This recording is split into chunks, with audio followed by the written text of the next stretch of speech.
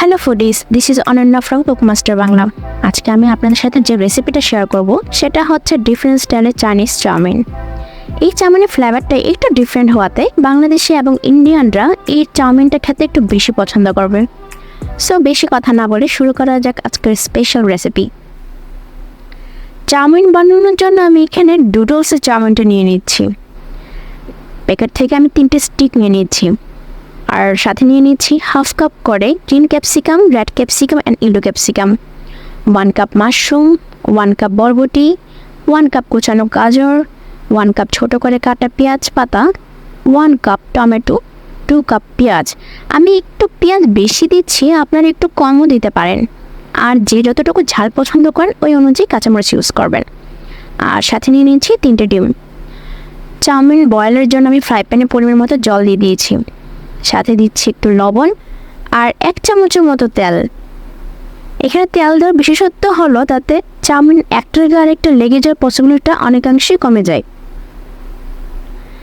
আমি চাউমিনগুলোকে মাঝখানে ভেঙে ইউজ করছি, আপনারা না ভেঙে ইউজ করতে পারেন।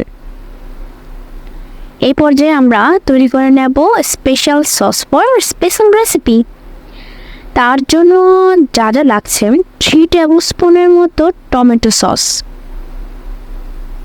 1 table spoon soya sauce, 1 table spoon dark soya sauce, 1 table spoon oyster sauce, 1 table spoon vinegar, আর 1 টেবিল স্পুন ফিশ সস।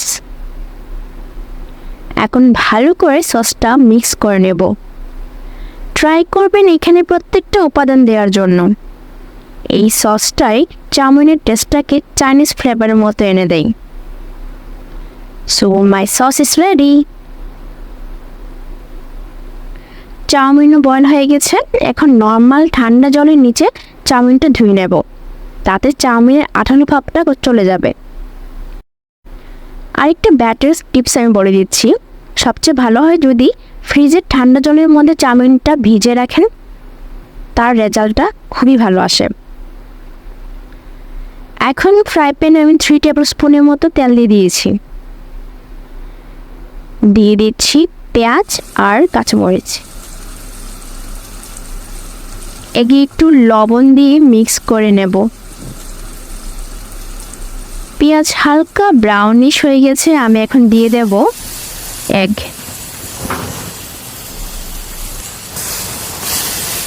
সাথে দিয়ে দিচ্ছি বরবটি, গাজর, মাশরুম। হালকা একটু ভেজে নেব, দেন দিয়ে দিচ্ছি পেঁয়াজ পাতা, টমেটো।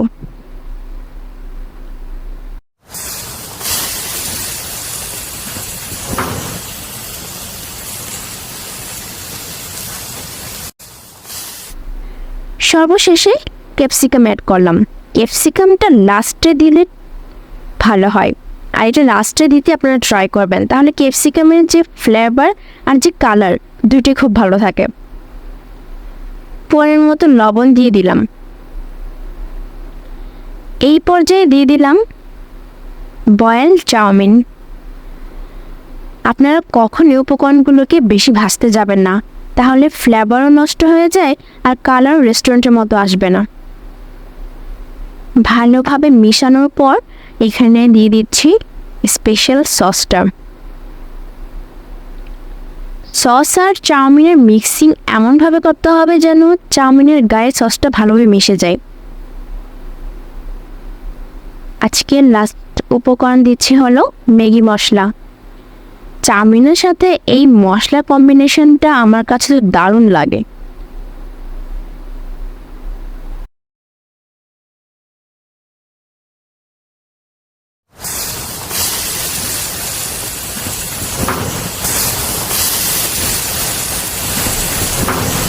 এখন রেডি হয়ে গেল আমাদের ডিফারেন্ট ফ্লেভারের চাইনিজ চাউমিন।